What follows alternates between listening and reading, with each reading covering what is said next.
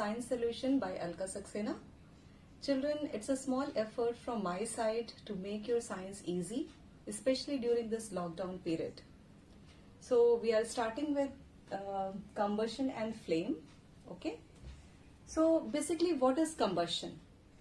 Combustion in layman language, simple language में आप समझ लीजिए burning. When anything burns, it is known as combustion. So what would be the definition? Definition is a chemical process, because it is a chemical process. A new substance is being formed. Okay. So a chemical process in which substance react with oxygen to produce heat and light is known as combustion.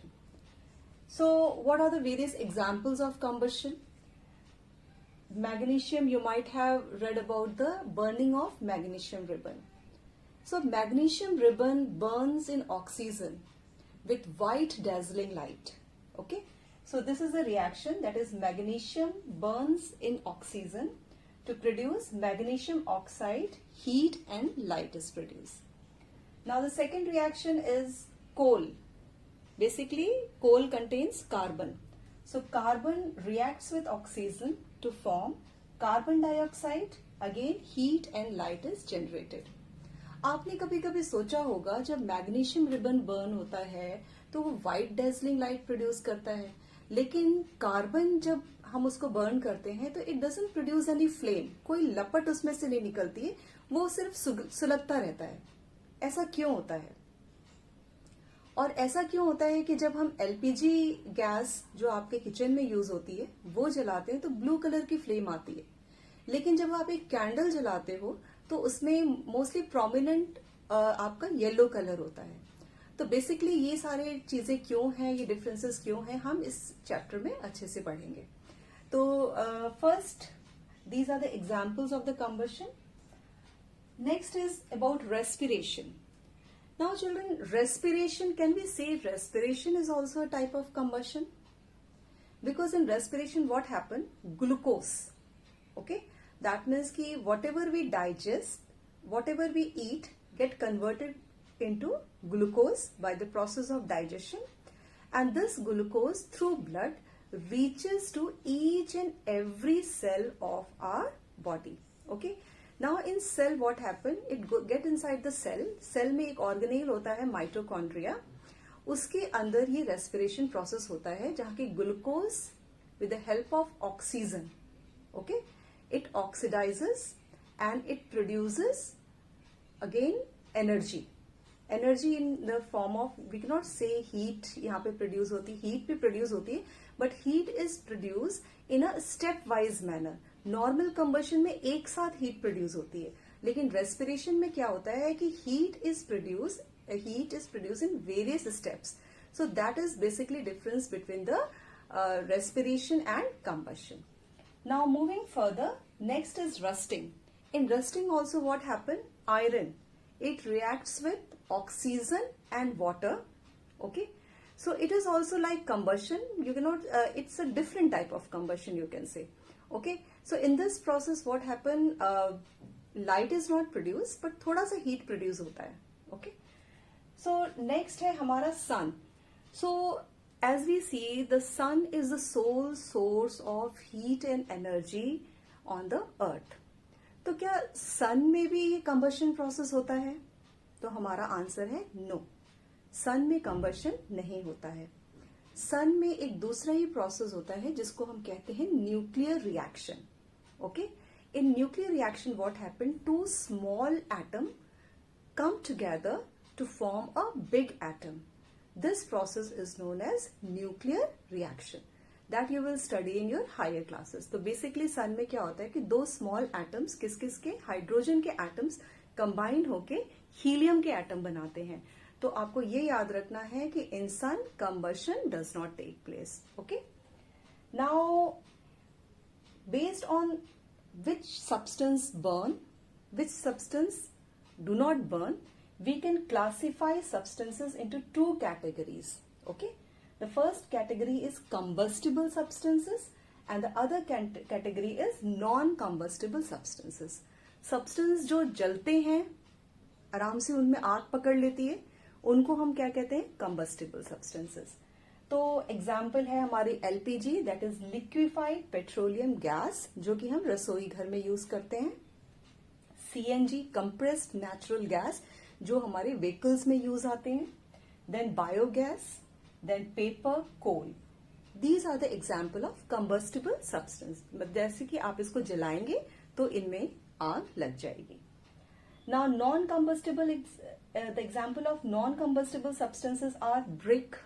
आप brick को कितनी भी देर में आप burn करने की कोशिश करिए, कितनी भी देर, उसमें आग नहीं लगेगी। तो brick is an example of non combustible substances.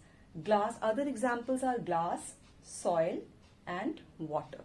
Okay, so now the next thing is that for combustion what things are required, कौन कौन सी चीजें जरूरी हैं combustion process के लिए। तो आप ये ट्रायंगल याद रखिएगा। सबसे पहले fuel, which is very important.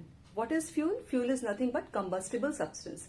भाई अगर कोई चीज होगी जैसे कि पेपर है, कोल है, तभी तो वो उसमें आग लगेगी। ओके, तो फ्यूल सबसे जरूरी है।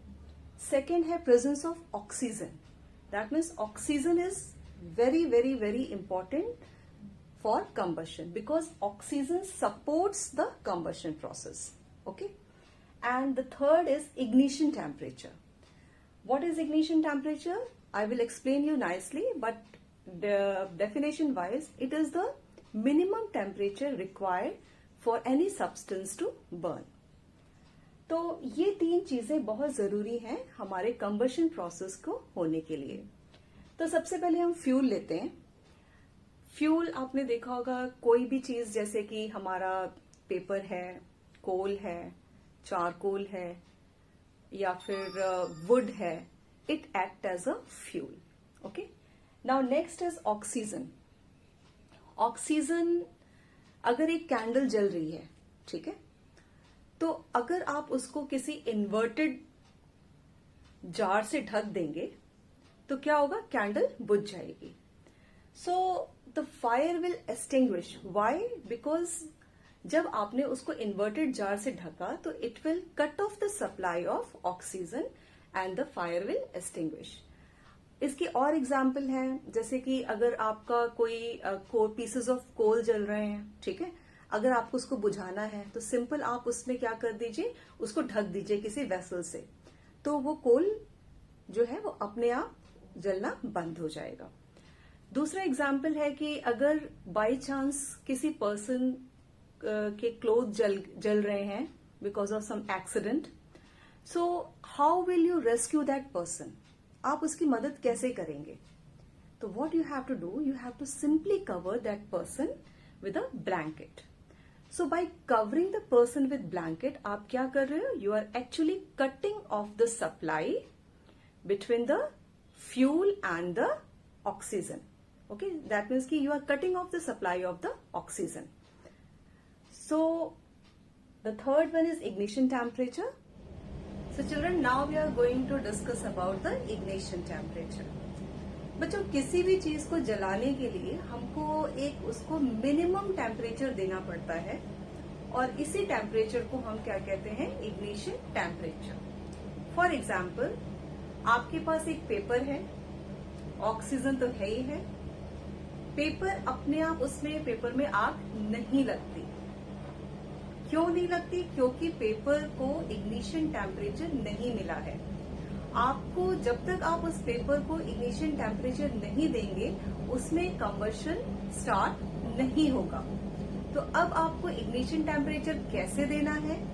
By bringing a burning matchstick in front of it. Okay, तो जैसे ही आप एक बर्निंग मैचस्टिक उसके पेपर के पास लाते हैं तो paper is achieved to get its minimum temperature for combustion and this is known as ignition temperature.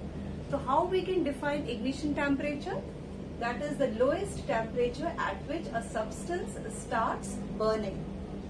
Minimum temperature, lowest temperature जो हमें किसी भी combustible substance को देना होता है ताकि हमारा burning का process start हो सके।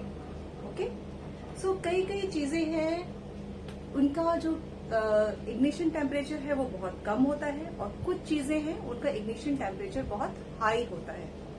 For example petrol, diesel, kerosene oil, alcohol, इनको जलाने के लिए बस एक चिंगारी ही काफी है। लेकिन अगर आपको कोल जलाना है, वुडन लॉग जलाना है, या काउ डंक जलाना है, तो आपको अच्छा खासा उसको इग्निशन टेम्परेचर देना पड़ता है, क्योंकि उसकी इग्निशन टेम्परेचर क्या है, हाई है। Okay, so the substances which have low ignition temperature and they burn with flame, जब वो बर्न करते हैं तो एक फ्लेम प्रोड्यूस करते हैं, फ्लेम मतलब लपट, तो उनको हम क्या कहते हैं, इनफ्लेमेबल सब्सटेंसेस। तो what are inflammable substances? The substances which have low ignition temperature and when they burn they produce flame, they are called inflammable substances. तो नॉर्मली ऐसे सब्सटेंसेस को हमें बड़ी केयरफुली स्टोर करना पड़ता है। ओके, और जो सेकेंड एग्जाम्पल है, the substances with high ignition temperature, जैसे मैंने आपको बताया था काउडंक, कोल, चारकोल, इसको जलाने के लिए आपको अच्छी खासी मेहनत करनी पड़ती है। कैसे जलाते हैं आप इसको? सबसे पहले तो आप एक केरोसिन ऑयल से भीगा हुआ क्लोथ लेते हैं, उस क्लोथ के ऊपर आप ये कोल के पीसेस अरेंज करते हैं। तो सबसे पहले आप उस कपड़े में आग लगाते हैं। तो आग लगने के क्या होता है कि सबसे पहले केरोसिन ऑयल, उसका इग्निशन टेम्परेचर कम है, तो केरोसिन ऑयल अपना इग्निशन टेम्परेचर अटेन करके जलना शुरू हो जाता है। फिर कपड़ा जलना शुरू होता है, क्योंकि कपड़ा नेक्स्ट जो है, कपड़ा जैसे ही केरोसिन ऑयल जला तो उसने इतना टेम्परेचर प्रोवाइड किया कि कपड़े ने अपना इग्निशन टेम्परेचर अटेन कर लिया। जब दोनों कपड़ा और केरोसिन ऑयल जलेंगे तो फिर वो इतनी हीट प्रोड्यूस करेंगे कि कोल अपना इग्निशन टेम्परेचर अटेन कर ले। ओके, सो जिन चीजों का इग्निशन टेम्परेचर हाई होता है उनको जलाने के लिए हमको ज्यादा हीट प्रोवाइड करनी पड़ती है। Next example is of forest fire, जंगल में आग, that is known as forest fire. क्या होता है कि जब बहुत गर्मी पड़ती है तो जो हमारी पतली पतली सूखी टहनियां होती हैं या ड्राई ग्रासेस होते हैं, they are able to attain their ignition temperature, क्योंकि उनका इग्निशन टेम्परेचर कंपैरेटिवली कम होता है और उनमें खुद ब खुद आग लग जाती है। किसकी वजह से? एक्सट्रीम सनलाइट या गर्मी की वजह से। अब जब वो जलना शुरू होते हैं तो धीरे धीरे ये आग जो है वो पूरे फॉरेस्ट में फैल जाती है, तो इसको हम कहते हैं फॉरेस्ट फायर। इसी तरह कोल माइन में भी आग लग सकती है। जो कोल डस्ट होते हैं, छोटे छोटे कोल के पीसेस, जब बहुत गर्मी पड़ती है तो कोल डस्ट अपना इग्निशन टेम्परेचर अटेन कर लेते हैं और वो जलना शुरू हो जाते हैं, और धीरे धीरे ये आग पूरे कोल माइन में फैल जाती है। तो होप आप समझ गए होंगे इग्निशन टेम्परेचर क्या होता है। फिर एक हमारा एग्जाम्पल है activity, that is the heating water in paper cup. तो सबसे पहले हम क्या करते हैं कि ये पेपर कप को, एम्प्टी पेपर कप लेते हैं, ठीक है, एक कैंडल लिया, कैंडल को जलाया और उसके ऊपर एम्प्टी पेपर कप हमने रखा। तो व्हाट यू विल फाइंड कि पेपर कप जो है वो बहुत जल्दी जल जाएगा। ओके, अब दूसरे केस में आपने क्या किया, ये पेपर कप में वाटर फिल कर दिया। अब इस केस में आप देखोगे कि पेपर कप जो है वो जल नहीं रहा है। क्यों नहीं जल रहा है? क्योंकि पेपर कप अपना इग्निशन टेम्परेचर अटेन नहीं कर पा रहा है। क्यों नहीं कर पा रहा है? क्योंकि ये जो फ्लेम है, जैसे ही ये पेपर कप थोड़ा गर्म होता है तो that heat is being transfer to this water. Okay, तो पेपर कप अपना इग्निशन टेम्परेचर अटेन नहीं कर पाता है, और क्योंकि जो फ्लेम की हीट पेपर कप से कहाँ चली जा रही है, वाटर के पास चली जा रही है। ओके, तो इस तरह से आप देखेंगे पूरा पानी गर्म हो जाएगा, बॉयल भी करने लगेगा, लेकिन आपका पेपर कप इस केस में बर्न नहीं होगा, because in this case the paper cup will not be able to attain its ignition temperature because the heat is from this paper cup is getting transferred to the water.